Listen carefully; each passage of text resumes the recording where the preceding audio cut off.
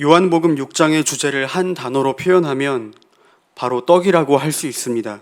6장 전체를 읽어보면 육의 양식인 떡을 찾는 무리들과 그런 무리들을 향해 예수님은 자신을 영생하는 양식인 생명의 떡으로 소개하고 있기 때문입니다. 그리고 오늘 우리가 읽은 본문은 이렇게 자신을 생명의 떡이라 소개하신 후에 나타나는 사람들의 반응을 다루고 있습니다.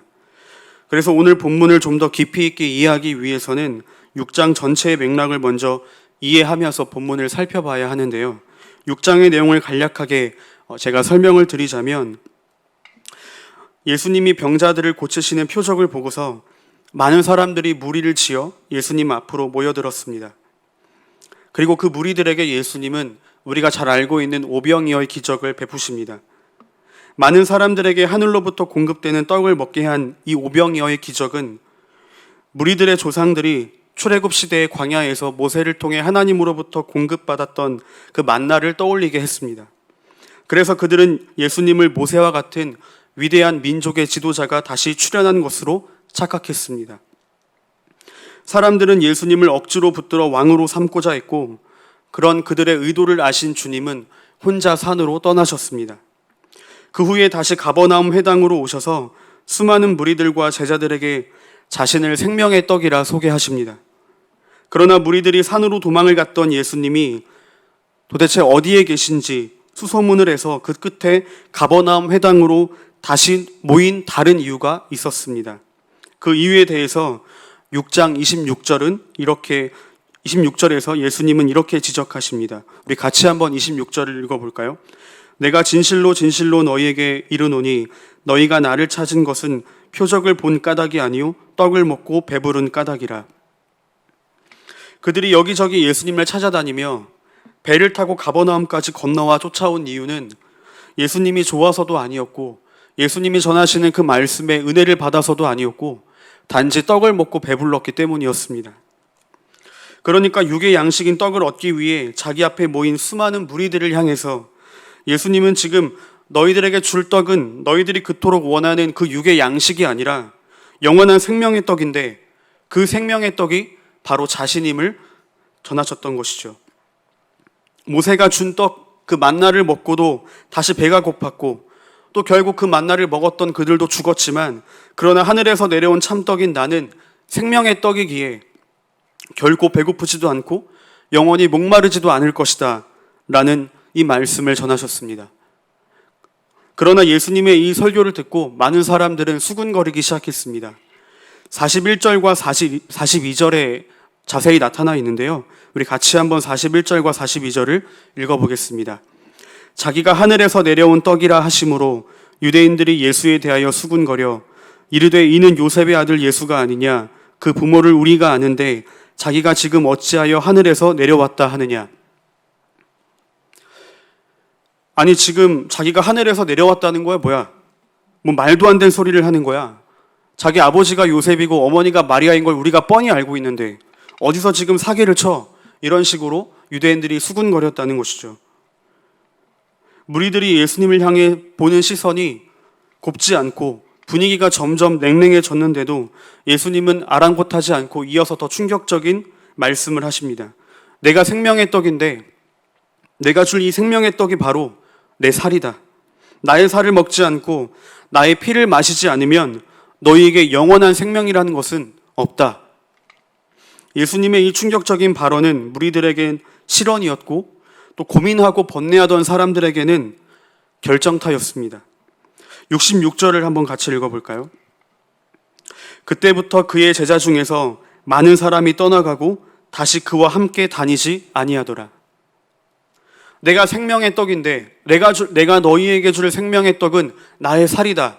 나의 살을 먹지 않으면 영원한 생명이 너희에게 없다라고 말씀하시는 예수님의 이 말씀이 고민하고 번뇌하던 사람들에게는 결정타가 되어서 많은 사람들이 떠나가고 다시는 예수님과 함께하지 않았다고 66절은 설명하고 있습니다. 가뜩이나 지금 예수님에 대해 호의적인 분위기가 반전되어서 굉장히 뒤숭숭한 분위기인데, 여기에 거의 결정적인 말실수를 하신 것이죠. 그리고 이 결정적인 말실수 때문에 참고 참던 무리들과 제자들은 예수님을 떠나버리고 다시는 돌아오지 않았습니다. 이렇게 사람들이 다 떠날 때 남아있던 12 제자들을 보시고 이 상황에서 예수님은 그 제자들을 향해서 너희도 가려느냐? 라고 물으셨던 겁니다. 저는 이 질문을 받은 제자들이 참 당황스럽고 또 난감했을 것 같아요. 그리고 제자들의 마음이, 이 질문을 들은 제자들의 마음이 얼마나 복잡하고 어려웠을까 싶었습니다. 예수님이 신기한 기적을 베푸시니까 사람들이 멀리서 모여들었습니다. 그리고 오병이어 사건에서 예수님이 수많은 무리를 떡으로 먹이시는 그 기적을 통해서 그 기적을 체험했던 사람들은, 또 기적을 실제로 옆에서 봤던 12명의 제자들은 무슨 생각을 했을까요? 아마도 직감적으로 자신의 조상들이 출애굽 때 하늘에서 공급받았던 만나를 먹었던 것을 떠올렸을 것입니다. 그리고 지금 모세와 같은 민족의 위대한 지도자가 우리 곁에 있다는 걸 직감적으로 알았을 겁니다. 그래서 사람들은 이 오병이어의 사건을 통해 예수님을 자신들의 왕으로 삼고자 했습니다. 그때 그 모든 상황을 옆에서 지켜보던 제자들의 마음이 어땠을까요? 아마 엄청 흥분해 있었을 겁니다. 사람들이 왕으로 삼고자 하는 그 예수님의 제자가 바로 자신들이었다는 그 사실이 얼마나 뿌듯하고 기뻤을까요? 사람들만 예수님을 왕으로 삼으려 했던 것이 아니라 제자들 역시도 실제로 예수님이 이스라엘의 왕이 되실 줄을 알았습니다. 다른 복음서의 내용들을 살펴보면 야고보와 요한이 밤중에 은밀하게 예수님을 찾아와서 한 가지 청탁을 제안합니다. 예수님이 나중에 왕이 되실 때 그 좌편과 우편에 저희를 앉혀주십시오. 그리고 이 사실을 알았던 다른 제자들도 야고보와 요한을 향해서, 그 청탁을 했던 야고보와 요한을 향해 큰 분노를, 화를 내는 것을 보게 됩니다. 무슨 말일까요? 제자들도 예수님이 왕이 되실 것을 알았고 저마다 한 자리씩 차지하고 싶었던 마음들이 가득했다는 겁니다. 지금 분위기는 마치 승리를 확신하는 대선 캠프와 같은 분위기였을 겁니다.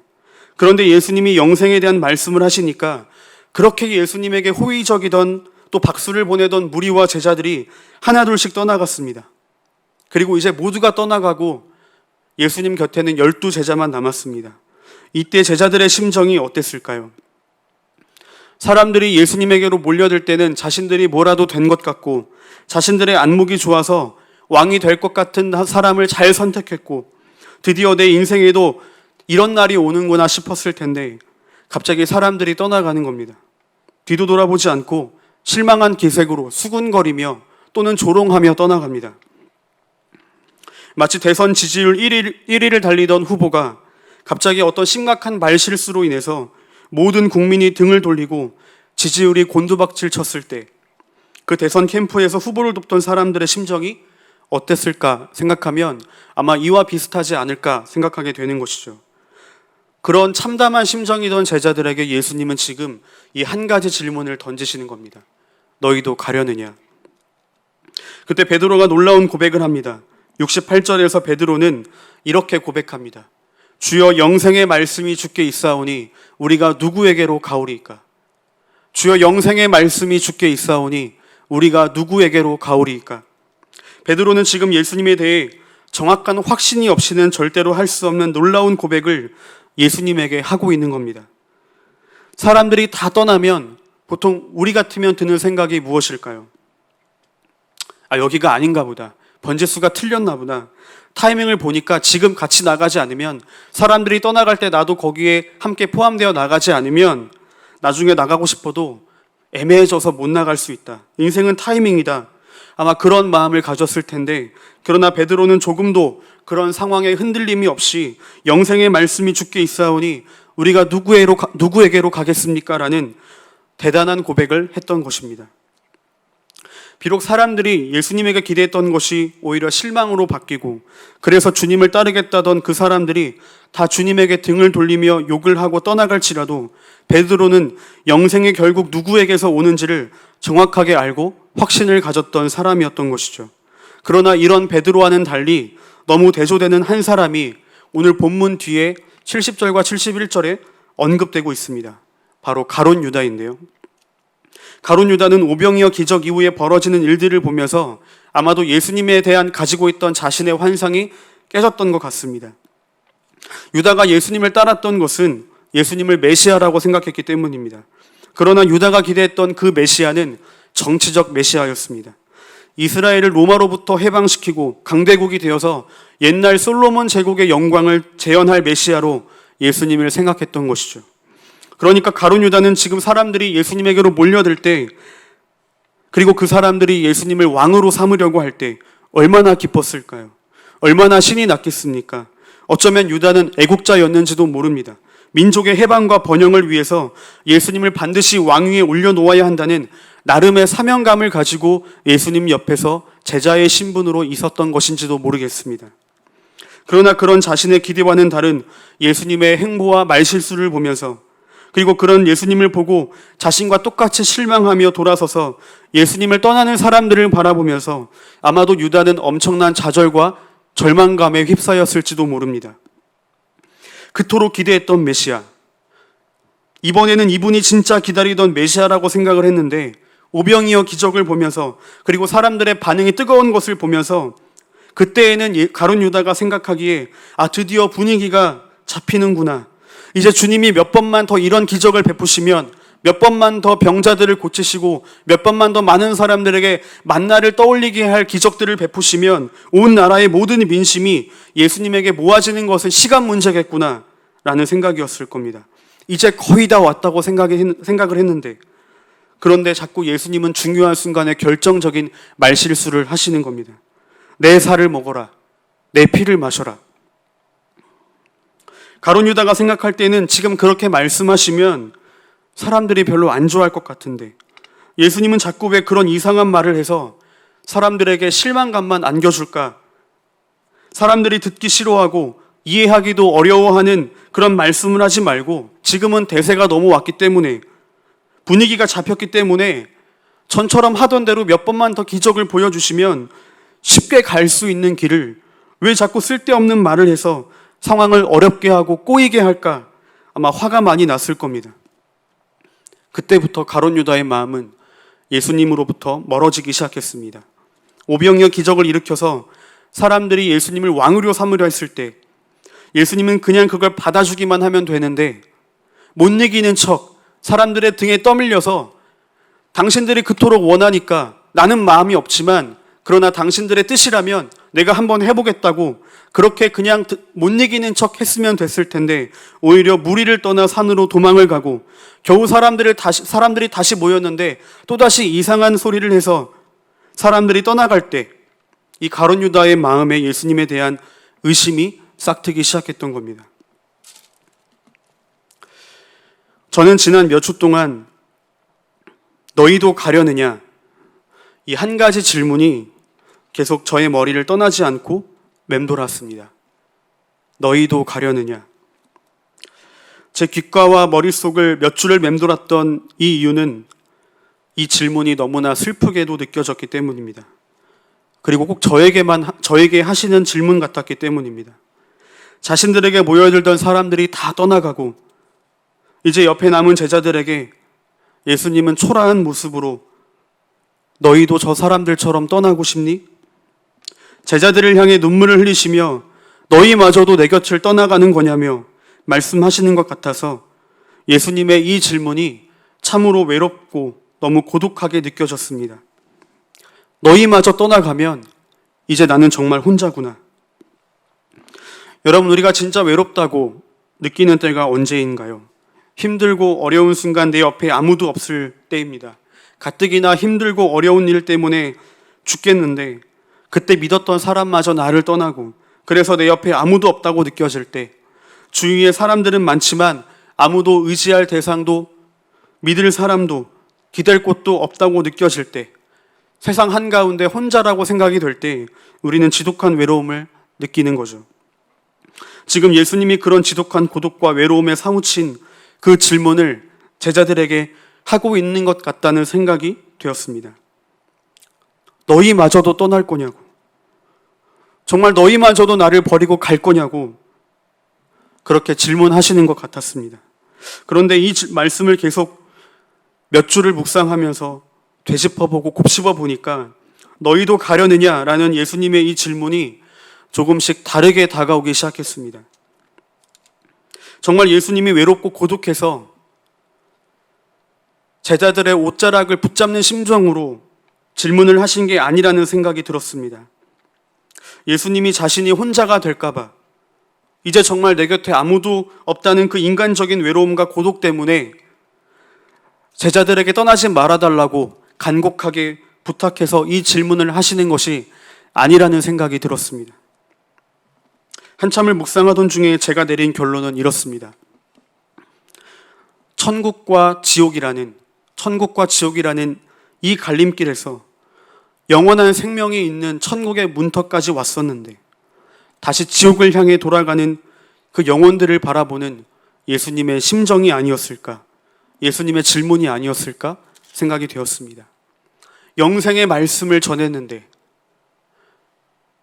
영생의 말씀이, 영생의 떡이 바로 여기 있는데, 천국 문턱까지 왔는데 다시 지옥을 향해 죽음의 길로 돌아가는 그 안타까운 영혼들을 바라보시며, 너희도 천국 문턱까지 왔는데 다시 저 지옥의 길로 돌아가려느냐라는 그러한 의미로 너희도 가려느냐라는 예수님의 안타까운 심정에 하시는 질문이 아니었을까라는 생각이 들었습니다. 오병이에 열광하던 그들이 영생의 말씀을 대하더니 돌아선 모습은 마치 먹고 사는 문제에만 관심이 있어서 먹고 사는 문제를 해결해 주실 때에는 우리 주님 하던 사람들이 정작 자신의 문제가 해결되고 나서는 언제 그랬냐는 듯이 주님으로부터 돌아서서 온갖 세상에만 관심을 가지고 세상 사람들과 똑같은 기준으로 살아가며 천국 문턱까지 왔다가 지옥의 길로 돌아가는 사람들을 보는 주님의 절망스러운 울부짖음이었던 것입니다. 너희가 여기까지 어떻게 왔는데 다시 그 죽음의 길로 돌아가려 하느냐? 세상의 유혹 때문에 시험이 찾아왔다고, 어려움이 생겼다고 다시 돌아가고 영생을 놓쳐버리는 영원한 죽음이 있는 길로 가려는 우리들에게 주님이 오늘 물으시는 겁니다. 너희도 가려느냐? 제가 이 질문의 말씀 한 구절을 가지고 몇 주간 고민하고 씨름한 이유가 있었습니다. 저에게도 돌아가고 싶은 마음이, 그리고 그런 유혹들이 있었기 때문입니다. 솔직히 지금도 있기 때문이죠. 주님을 많이 원망했었습니다.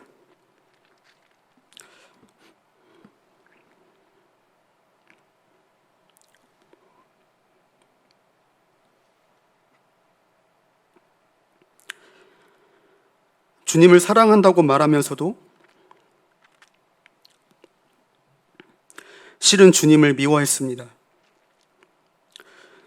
그동안 주님 한 분을 바라보고 주님을 사랑해서 나름대로 지난 시간들을 달려왔다고 생각했었는데, 막상 그 지난 시간들을 돌아보니, 지난 시간들의 열매를 보니 너무 초라하기 그지 없었습니다. 그래서 화가 치밀어 올랐습니다. 그리고 울분이 터져 나왔었습니다. 참을 수 없는 하나님을 향한 분노가 순식간에 저의 모든 감정을 지배했습니다. 더 정확하게 말하자면 사실은 하나님을 향한 분노가 아니라 제 자신에 대한 분노를 하나님에게 뒤집어 씌운 것인지도 모르겠습니다.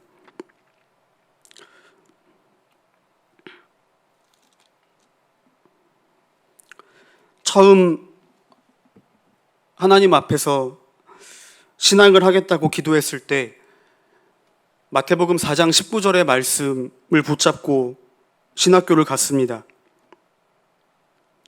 너희를 사람을 낚는 어부가 되게 하리라 라는 그 말씀 하나를 붙잡고 주님을 위해 한 평생을 바치고 싶은데 가장 영광스러운 것이 무엇일까? 기도하던 중에 이 말씀이 떠올랐고, 그것이 저에게 주신 응답이라 생각하고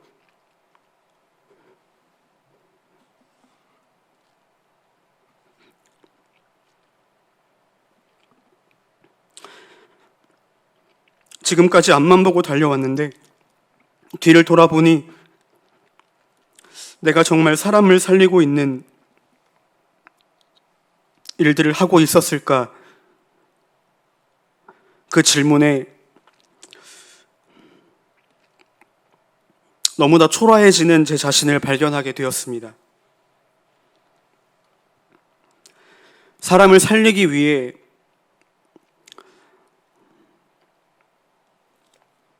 하나님의 일을 하겠다고 다짐하고 결단하고 이 길로 왔건만 돌이켜보니 오히려 그 반대는 아닐까라는 생각이 너무도 강하게 들었기 때문입니다.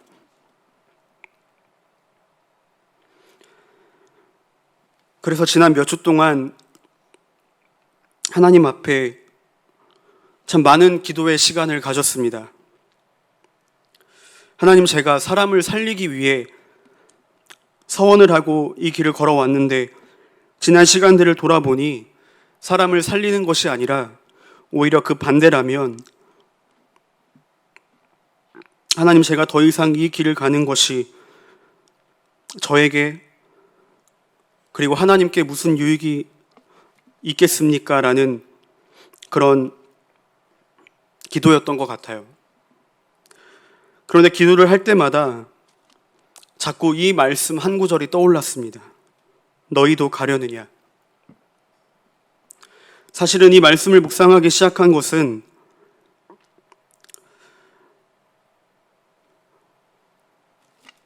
포기하지 말라는 하나님의 음성인 것 같아서, 하나님의 응답인 것 같아서, 하지만 현실적인 저의 모습은 도저히 그 응답을 받아들일 자신이 없어서 고뇌하고 번뇌했던 시간들 속에서 꽤 많은 시간 이 말씀 한 구절을 붙잡고 기도했던 것 같습니다. 지금은 잘 생각이 나지 않는 드라마 대사 가운데 한 대사가 떠올랐는데요.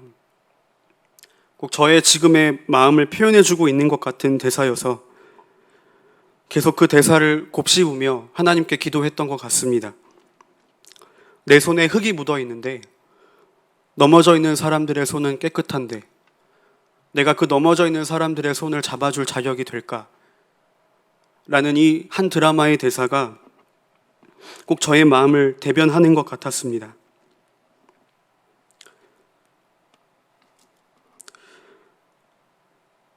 그래서 사실 오늘 이 자리가 너무나도 부담스럽고 내가 정말 자격이 있을까라는 생각에 이 자리를 너무나 피하고 싶었습니다.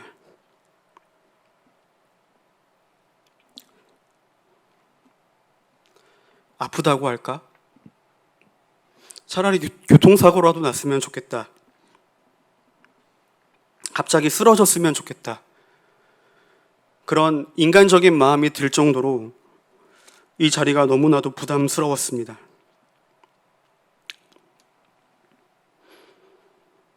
그러나 너희도 가려느냐? 이 질문이 천국 문턱까지 왔다가 다시 지옥의 길로 돌아가는 그 영혼들을 향한 주님의 안타까운 심정이라는 것이 깨달아지고 나서 주님의 그 안타까운 심정에 제 마음 하나를 더할 수 있다면 그것이 저의 삶의 이유가 아닐까 라는 생각으로 부끄럽지만 이 자리에서 말씀을 전하고 있습니다. 사랑하는 성도 여러분,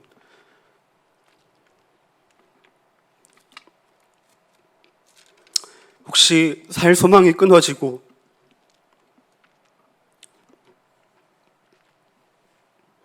내가 기대했던 것과 다른 상황으로 주님이 몰아가실 때 주님을 원망했던, 아니 지금도 원망하고 있는 분들이 계시다면 오늘의 이 말씀이